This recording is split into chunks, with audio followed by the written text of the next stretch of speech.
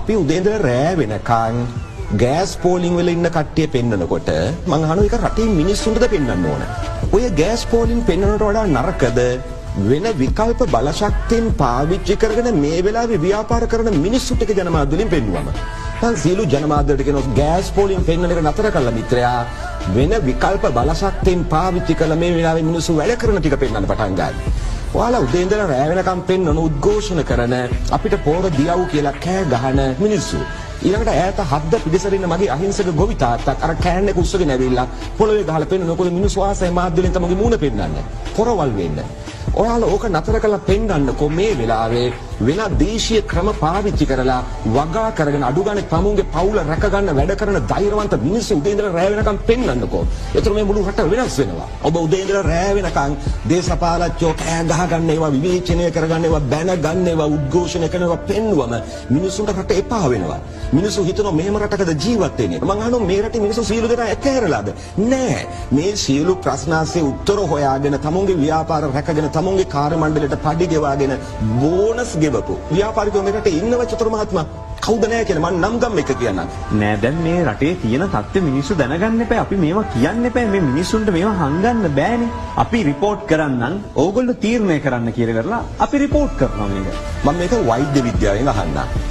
යම් කිසි රෝගියෙකුට බරපතල රෝගයක් තියෙනවා යා තම සතියකට වඩා ජීවත් වෙන්නේ නැහැ. වෛද්‍යයා මේක කියන්නේ රෝගියාටද රෝගියාගේ බාරකරුවන්ටද? රෝගියාට කිව්වොත් මොකද්ද වෙන්නේ? රෝගියා ඊට කලින් ජීවිතය අතාරිනවා. මගේ අදහස ලංකාවේ කොරෝනා වලට මිනිස්සු බය කරපු ප්‍රමාණයයි පෙන්නපු ප්‍රමාණයයි වැඩි. චන්ද්‍ර ප්‍රතිඵල දෙනවා වගේ පැයෙන් පැය බ්‍රේකින් නිවුස් ගහ මේක පෙන්වන්න පටන් ගත්තා. ඔබ දන්නවද මනෝවිද්‍යාවේ ඔප්පු කරලා තියෙනවා මරණානුපාතය වැඩි වෙනවා. සියදිවි හානි කර ගැනීම වාර්තා කරාම ක්‍රමයක් එක්ක එතනින් එහාට දිවි හානි කර ගැනීමේ ප්‍රවණතාවය වැඩි වෙනවා. ඒකට කියන ආකෘතිගත වීම කියලා.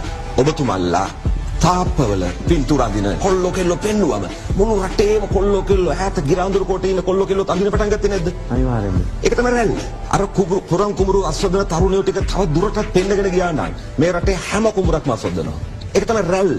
රට යන්න ඉන්න පොලිමට ගිහලා ඔයාලා යනවද? ඇයි යන්නේ? රටේ පාවිලාද? කියලාම ඇහුවම අර කොල්ල වෙන මොනවා කියන්නද? ඒතකොට ඉන්නේ උන්ටත් හිතනවා මේක ඉඳලා වැඩක් නෑ යන්න තමයි ඕනේ. කාටද මයික් එක අල්ලන්නේ? ඒක ප්‍රධාන මාධ්‍ය ජාලේ පෙන්වන්න ඕනද? ඒක රටේ හැම මිනිස්සෙක්ම දැනගන්න ඕනද? දැන් හරි මාධ්‍ය නිදහස සේරම පෙන්වලා දැන් කරලා තියෙනද මොකද්ද කරලා තියෙන්නේ කියන කොහොමද? බංකොලොත් වෙච්ච රටක් තියෙන්නේ. අපි අතීතයට යමුකෝ. ඉස්සර උදෑසන රේඩියෝ එක රූපවාහිනිය දැන් මම මොනවද ඇහුනේ? මේ අවදිවන්න දීප්තිමත් දිනක උදා වෙලා තියෙනකොට හිතන්නකො නිකන් එන හැංගි. දැන් උදේ පාන්දර ඇහෙන්න මොනවද? හදිසියන තුරකින් මෙච්චර මලා කියලා මැරිච්ච විදියක් පෙන්නනවා. ගෑස් පෝලිං ටික පෙන්නනවා. උද්ඝෝෂණ ටික පෙන්නනවා. ඔබ හිතනකොට ජාතියක් නැගිටී කියලා. නැගිටින්නේ නැහැ.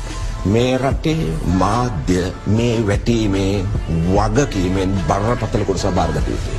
සුටු දේවල් නැතුව නෙවෙයි. අපි පුරුදු වෙලා තියෙන කුණු පෙන්වන්නයි කුණු රහටයි. ඒක වෙනස් කරන්න ඕනේ. සරලව ගන්න. මේ ගෑස් අර්බුදයත් එක්ක ලංකාවේ සුපිරි වෙනසක් වලට උයන්න පුළුවන් මුට්ටේ දර කැලි කැපලා පැක් කරලා සුපර් මාකට් එකට ඇවිල්ලා තියෙනවා.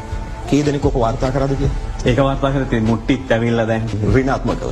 නෑ ව්‍යාපාරයක් නෙවෙයි බිහිවෙලා තියෙන්නේ. ව්‍යාපාරිකෙක් නේ ඉන්නේ. නිර්මාණශීලී චින්තනයනේ තියෙන්නේ. අපි අර ගෑස් පොලිම පෙන්වන්න වඩා දැන් අරක අහම නෙවෙයි කියන්න ඕනේ. මෙන්න අලුත් ව්‍යාපාරික අවස්ථාව. ඒතර තමයි අංකුර ව්‍යාපාරිකයෝ බිහි වෙන්නේ. වැදගත් වෙන්නේ ප්‍රධාන නාලිකාවම මම මේකට සමාන වීම නෙවෙයි. ප්‍රධාන නාලිකාවල මොනවද පෙන්වන්නේ කියන එක තමයි වැදගත් සාධකය.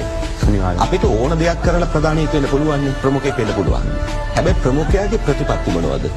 ප්‍රමුඛයා රට දෙන ආදර්ශය මොකද්ද? ඒක තමයි අනිත් අය අනුගමනය කරන්නේ.